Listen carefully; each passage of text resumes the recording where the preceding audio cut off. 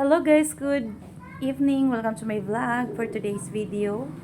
It's grooming day. Ilang months na din na hindi na si Gion at Paula nag-groom, kaya it's about time ngayon guys ay i-groom namin sila dahil mahaba na ang buhok, lalo na si Gion. Sobrang haba na kasi Maltese nga ang kanyang breed. At ayun, may mga lukot-lukot na siyang buhok. Sabi nang nag-groom sa kanya, masakit daw yan pag ginugupit o nire-razor ang kanilang buhok. So, kaya naman nagkaroon tayo ng budget. Ayan, dinala ko kaagad sila kaninang umaga, mga alas 9, si Gion at si Paula. Si Paula naman guys, okay lang talaga ang kanyang buhok.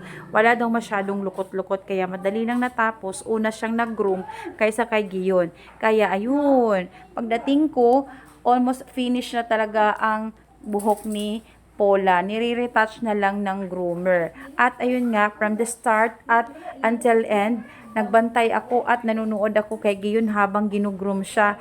Medyo okay naman yung groomer, hindi naman siya masyadong nahirapan din. Kaso nga lang, maraming lukot na buhok at yun daw ay masakit. Kaya nakikita ko si Gion tuwing nire-razor yung kanyang buhok dito sa may likod banda pababa ng kanyang buntot, ayun, talagang umaano talaga siya na masakit. So, talagang umiiwas siya doon. Kasi nga, grabe, ang kapal-kapal na ng kanyang buhok. Kung hindi lang siya lukot, mahaba na masyado yung kanyang buhok. Talagang mahirap na suklayin.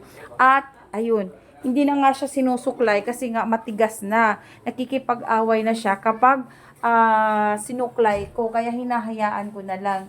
So sabi ko, pag nagkapera talaga ako, ipapag-groom ko na. Ito na nga yung araw na to guys.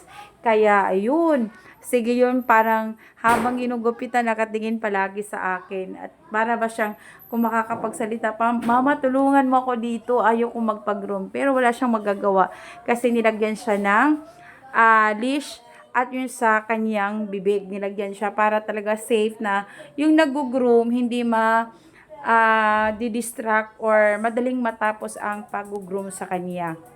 At ayun naman, inaaliw-aliw ko naman si Paula din kasi naka-cage siya. Talagang pinakain ko muna siya ng kanyang dog food.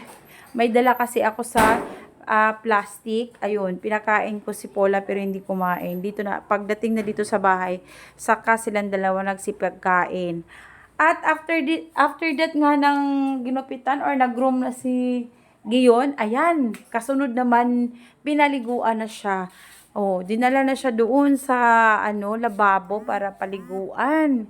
Pero sabi ng meron pa daw siyang i-retouch na lang.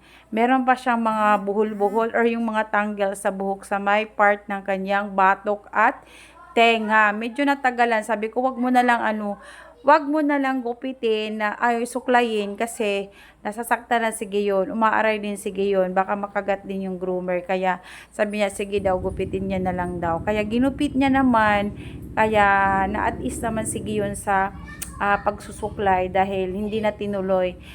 Ginamitan na lang siya ng gunting. So, ayan ang mukha ni Gion. Ayan o. So, after that, maliligo na siya guys. So, ayan. Ayan. Okay naman siya, behave naman siya while siya sinusuklay. Yung sa baba niya, okay na siya. Magre-retouch na lang yan. Inaayos na lang para sa pagligo, okay na siya sa retouch. Hindi na siya gagalawin sa may bandang mukha. Ititrim na lang siya ng konti. Konting tiis na lang talaga at malapit na ang kanyang pag-groom, lalo na sa kay Gion. At kami ay uuwi na nga. At ayan, may konti pang nire-retouch si groomer. Ang kanyang buhok dito sa may bandang batok at sa tenga. Meron kasing buhol-buhol dyan. So, pinagupit ko na lang at ayun, pinatrim ko na din yung kanyang sa may tenga part. At dito naman sa harapan ng kanyang paa, ayan, ayaw niya magpahawak, iniiwas niya sa kay groomer, pero, ayan, kinarga ko nga siya, at yun, natanggal din yung sa singit-singit ng kanyang paa, at ang kanyang buntot, nag-groom na din, pinagupit ko na din, pinabawasan ko na, at yun nga, ayan, kampante na siya, kasi malapit na talagang matapos, o, diba? So, naway, nagustuhan ninyo ang aking vlog, sa aking mga alaga, lalo na yung mga mamshi dyan na may mga bata batuta or mga farm mommy, 'di ba? Ang sarap ng feeling, guys. Wow! Thank you for watching and don't forget to share my video. Bye!